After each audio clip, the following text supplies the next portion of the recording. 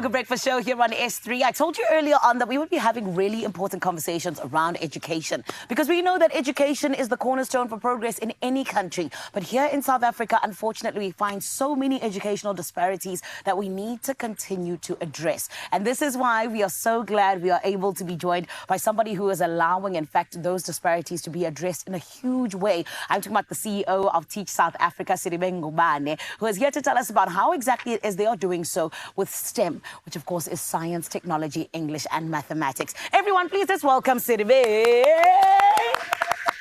Miss Superhero, how are you? I'm good, thank you. And how are you, Zane? Amazing, thank you, Siribeng. I want to please jump right into it. What exactly does Teach South Africa do? So Teach South Africa is an NPO that looks at precisely doing that, bridging the gap between, and making sure that learners have good quality education in the STEM subjects. So what we do is we recruit, train, and place graduates who have degrees that are STEM related. We're talking about geologists, we're talking engineers, we're talking statisticians, mathematicians, and obviously we look at IT and also English related degrees. So we put them through, we only recruit graduates, and then we put them through what we called an accelerated induction program. And in that induction program, we teach them pedagogy, how to teach, classroom management. And then we put them in under-resourced schools around the country. So we're currently in all of the provinces around the country. Beautiful. And over the past 15 years, we have placed over 800. We call them ambassadors. Wow. Because they're not at that point, they're not qualified teachers. So we bring them in, we put them through the program, and we place them in schools for 2 years. That's amazing. We have impacted over 1.9 million learners directly through the program. Congratulations to you and your team, because you're doing such an important job. I think I've said it so many times where I was like, even just the difference of understanding a question in an exam paper. It's literally that a lot of the time the learners know what's being asked, but it's just that the English throws them off. You know what I mean? And that's why we advocate for English. 100%. We think that is very important. It's one thing, because in any case, the language of instruction is English, right? So in order for you to understand the concepts properly, it's important that you understand English. Sure. And Siriben, can I ask you what exactly inspired this beautiful thing that you're doing? So 15 years ago, 3 professionals, Dr. Mutumang Diahu, Dr. Futim Toba, and Mr. Richard Masemula, saw the need to close that gap. And it was exactly that. It's the gap where you find that, well, I'm not saying that teachers are not doing a good job, but it was also very important to find content specialists. So when we talk about people who teach maths, we talk about people who actually have a mathematics degree. People who've been studying it for the past 3 years or more. So their content is quite rich, and it's just the medium of it. It's just how it is delivered in class that is very important. And they saw this need, and that's why they started Teach South Africa. So it was that, making sure that every child, no matter their background, gets a quality education. And secondly, we've got a very huge problem with youth unemployment. Right? So you see that all the time. Kids come in, they've got a degree, but they don't know what to do. Or they can't find a job. So it was also another way of dealing with that.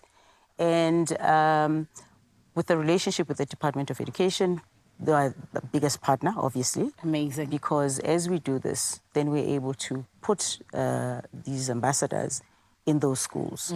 So that's what we've been doing for the past 15 years. I also like how you're taking like the young people who have just graduated and you're taking them to the young people, because sometimes you need that little, they'll understand each other with their lingos and things like that. Of course. And obviously, as you know, teaching is, we're at a point where we're actually going to lose a lot of teachers. We're losing teachers, as you know. A lot of them are also retiring or they're moving to other countries. So it is important. And it's about representation, as you say. 100%. Someone who looks like you, speaks like you, probably has the same background as you, standing in front of you, and he's an engineer. I love it. And he says to you, you can do it. I know, right? Because you can't be what you don't see. Absolutely. That is incredible. But Sireng, speak to me about some of the communities that you guys have impacted, where you've really just seen a huge change. So, because I said earlier to you that we put them in under-resourced schools. Yes. And under-resourced schools are normally, just basically purely based on historical context. Those underprivileged schools would be in rural areas, would be in Yes. townships, So, and you can imagine some of the problems in those communities. So what we also advocate that our ambassadors do is when they get into those spaces, they need to find gaps where they can uplift the community. Yes. Right? So they come in, they have the skills that they have, and they can see that there's a need, there's a gap in the community. They've come into communities where the school doesn't even have a school choir. Sure, right? guys. They help the community to start vegetable gardens. We actually have an ambassador who, we call these programs, by the way, legacy projects. Yes. So they leave a legacy. Love that. Right? Love so that. they come in. We had an ambassador who came in and thought, I'm dealing with the students, but the parents don't know how to read the reports, or they can't even respond to, to my comments. And then they teach them basic reading skills. Wow. So the impact is incredible.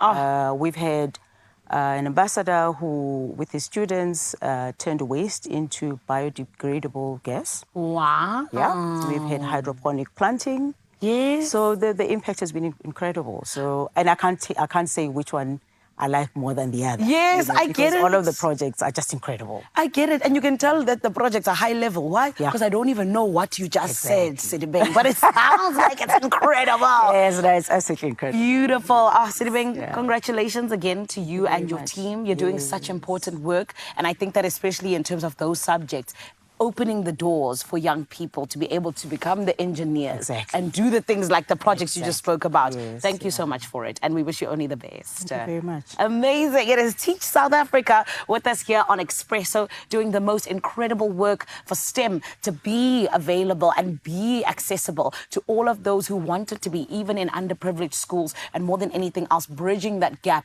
that is so huge at the moment. And it's always so beautiful to see. You're still on your Feel Good Breakfast show, and my friend, I know we're still celebrating Carissa's birthday, and this is why we're in high spirits. Kate Teasy, what's going on?